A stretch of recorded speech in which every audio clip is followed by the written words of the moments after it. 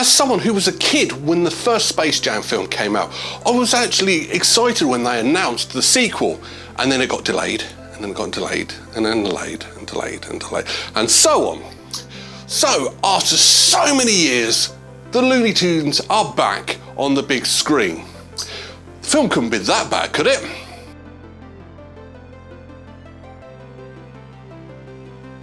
Space Jam: A New Legacy, also known as Space Jam 2, is a 2021 American live-action animated sports comedy film by Warner Bros. The film follows LeBron James as he is drawn into a Warner Bros. Themed virtual multiverse by an artificial intelligence named LG Rhythm. And to get his freedom, he has to win a basketball game. So he recruits the team of the Looney Tunes to try and help him. When the film was released, it did receive generally negative reviews who criticised so much about the film. But what have I found wrong with it? Well, let's discuss 10 things wrong with Space Jam: A New Legacy. Number 10, Sequel or Remake. So I know that this is technically a sequel, but is it? After watching this film, lots of things don't tally up. There's no mention of the first film, not even in passing. So I get to the conclusion, is this a remake or is it a sequel? I didn't quite fully understand watching this film. There's not even there's a couple of passing references, but nothing to specifically say that this is a sequel. In fact, few things actually contradict things. Like the Looney Tunes world is deep underground in the first film and it's in a server in this film. What, they sort of digitised them all? It just didn't really follow on. I didn't get that feeling which it was. Number 9, soundtrack. One of the things that really helped the first film was its absolutely awesome soundtrack. They had songs written for this film that was specifically for that film, and it was brilliant. It helped promote the film because us kids, we were all singing this in the playground at school. Not things that happen nowadays. Now, this film did have a soundtrack, but it wasn't as good as the first one. It's more, here's a song we've already done. There wasn't actually songs written for this. There wasn't stars clamoring to write new songs just for this film. And I was kind of disappointed. Now, it's not a deal breaker. A film doesn't have to have a fantastic soundtrack, but it's free publicity at the end of the day. And yeah, this film sort of drops that completely. Number 8, LeBron James. Now, I can get away with saying something like this because I'm not a big YouTuber, not many people watch my videos, and I very much doubt LeBron James is ever going to watch this and come to my house and beat the living hell out of me. But LeBron James is not an actor. Now, he is arguably the best basketball player ever. He is better than Michael Jordan in my opinion. And that's his strength. Great. Acting abilities? Michael Jordan's poor acting in the first film was better than LeBron James's acting in this film. I can see why they animated him for half this film, to not have him act, but that was a big weakness. It's a weakness you can't have when starring in a multi-million pound big budget film. Sorry, LeBron, please don't hurt me. Number 7, story. One of the great things about the first film is its story. The Looney Tunes need help, so they drag in Michael Jordan. I can get that because ultimately this is a Looney Tunes film. The second one is not a Looney Tunes film. The Looney Tunes are just there. LeBron James is all about LeBron James. It's all about LeBron James's family. But when you're in a film with Looney Tunes, sorry, no matter what, you want the Looney Tunes. They need to be the utmost smack in the centre, and then the live action part of it is second. But no, I didn't find this story as compelling. Number 6, Bugs Bunny.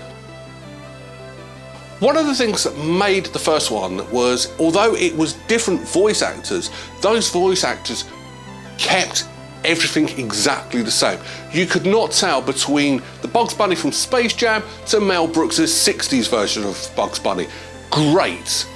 So what the hell was this voice for? Because it did not sound like Bugs Bunny to me, and that was really off-putting. I found myself, during every scene Bugs Bunny was in, and I didn't like that. It's not what I want to watch. I want to watch and listen to Bugs Bunny. I don't want to be listening to a really bad impersonation, which what this film actually was. Number 5, Wii. I'm actually on about the games console. Now, before anyone says you spelt it wrong, no, I haven't.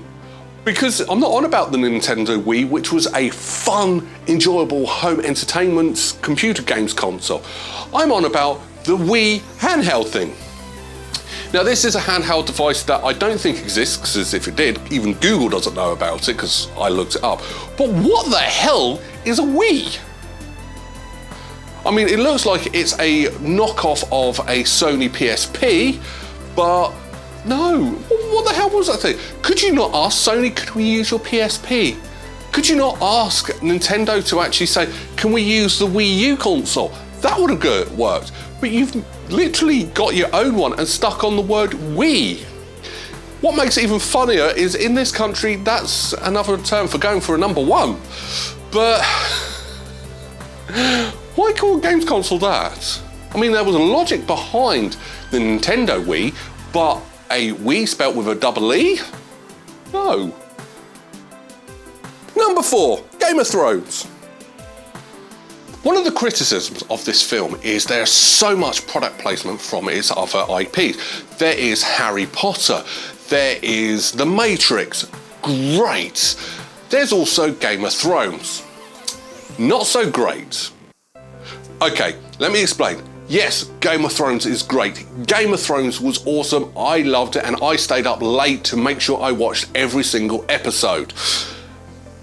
However, this is a kids' film. You are promoting Game of Thrones in a kids' film. And the best thing is, you're advertising it really well. Can you imagine your kid saying, "Oh, Dad, there's a program called Game of Thrones. It's got flying dragons, can I watch it?" Try to explain to your child why you can't watch Game of Thrones. Not the best product placement. You can't advertise Game of Thrones in a kids' film. No. Number 3, cartoon upgrades. The Looney Tunes have their style of animation. We all love it. We've loved it since the 40s, the 50s, the 60s. It's always stayed the same. So during most of this film, it's the same. Great. Then the game starts and they all get an animation upgrade. No. It just looked wrong. I don't want Bugs Bunny to look realistic. I wanted Bugs Bunny to look like a cartoon. No, it was just awful. It was so off-putting. Really off-putting. I don't want to see Daffy Duck looking real or Tweety Pie looking ill. No, it was just awful. Number 2, easy ending. Now, strange enough, this is something the first film had a flaw in, but they managed to hide it quite well. LeBron James has to learn how to have fun, same as Michael Jordan did it.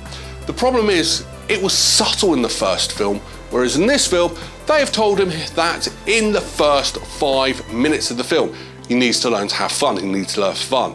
So, as the big basketball game is about to start, I said to my missus, they're going to lose until LeBron James learns to have fun. Cured it. There's still 40 minutes of the film left. I don't need to watch the rest of the film because I've already worked out what was going to happen. And this isn't a case of I've actually watched the film 2 or 3 times. I worked that out on the first viewing. I don't want to predict the ending. I want to be, oh, that makes sense. Not, well, that's going to be obvious. It's just wrong. This is not really that good of a film when you're working everything out beforehand. This is such a blatant cash grab stroke. Let's see what we can advertise. Number 1, Domball. One thing I loved watching this film was its spin take on the basketball game called Domball. Great! I want to play it. What? I can't play it? Well, that's disappointing. It was one of the decent things of this film. Come on, Warner Brothers, if you are going to actually give us a game on screen that looks absolutely amazing and fun to play, please give us the game as well.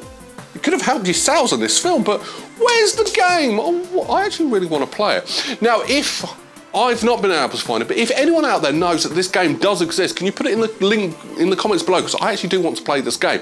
And if anyone from Warner Brothers actually watches this, can we have this game, please? That game looked fun as hell, and you didn't give it to us. Final thoughts. Watching this film, you can't help compare it to the original one. And when you do that, this film sucks.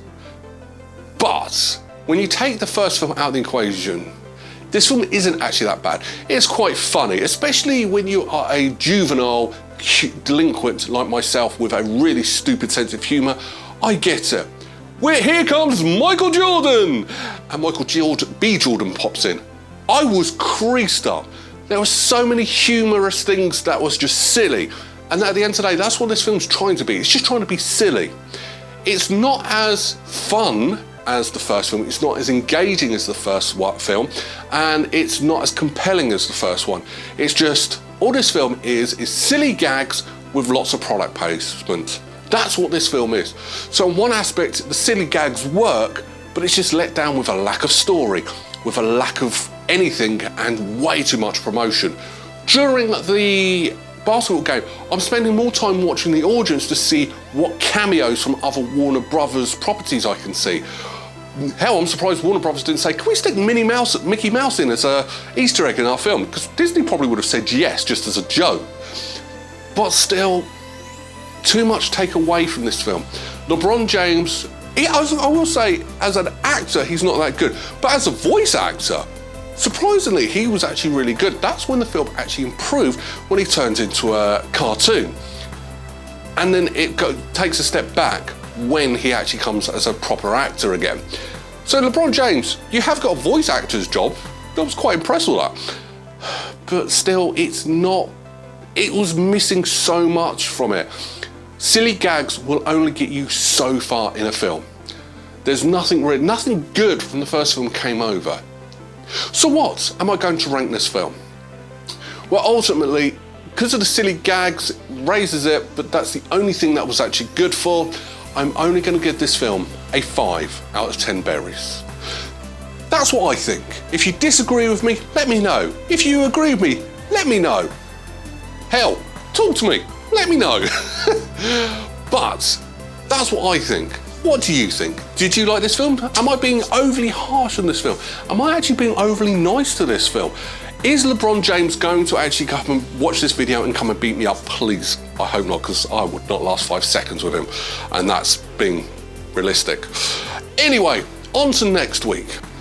This film mentions The Matrix so often. It actually has that Matrix feel to it. So, as The Matrix 4 is coming out during Christmas, and I can't do non-Christmas films at Christmas, I'm going to do The Matrix next week. So come back next Sunday and find out what's wrong with the first Matrix film. Take care, bye-bye.